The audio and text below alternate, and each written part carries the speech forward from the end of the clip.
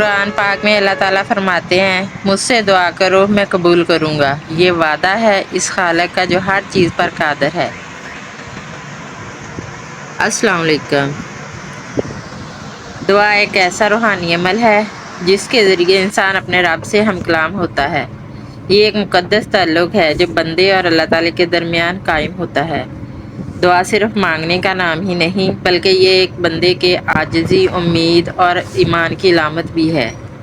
اسلام میں دعا کو بہت اہمیت دی گئی ہے۔ قرآن پاک میں اللہ تعالیٰ فرماتے ہیں، مجھ سے دعا کرو میں قبول کروں گا۔ یہ وعدہ ہے اس خالق کا جو ہر چیز پر قادر ہے۔ دعا انسان کو تسلی دیتی ہے، اس کے دل کو سکون عطا کرتی ہے اور اسے مشکلات میں ہمت دیتی ہے۔ نبی کریم صلی اللہ علیہ وآلہ وسلم نے فرمایا، دعا عبادت کا مغز ہے۔ اس سے ظاہر ہوتا ہے کہ دعائیں الفاظ نہیں بلکہ یہ بندگی کی سب سے اعلیٰ شکل ہے۔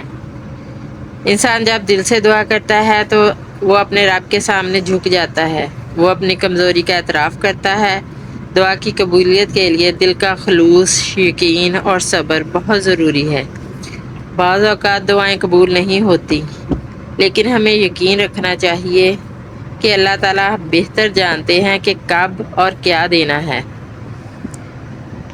دعا صرف اپنی ذات کے لیے نہیں بلکہ دوسروں کے لیے بھی کرنی چاہیے، والدین، رشتہ داروں، دوستوں اور تمام انسانوں کے لیے۔ خیر کی دعا کرنا ایک عظیم عمل ہے۔ دعا ایک طاقتور ذریعہ ہے جو انسان کو اللہ سے جوڑتا ہے۔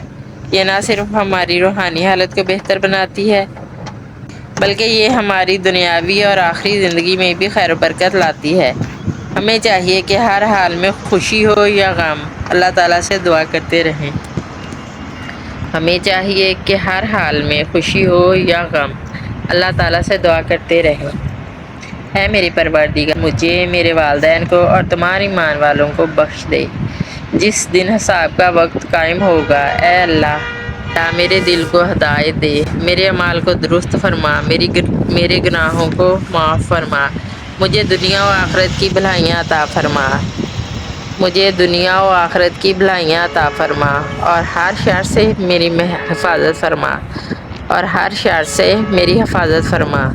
یا اللہ ہمیں نیکی کی راہ پر قائم رکھ اور اپنی رحمت سے جنت الفردوس عطا فرما، آمین۔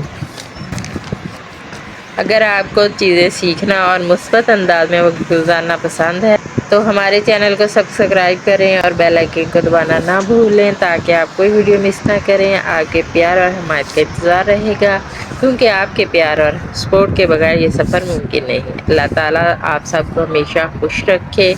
آپ کا بہت شکریہ۔ اپنا اور اپنے ماں باپ کا بہت خیال رکھیں۔ اللہ حافظ۔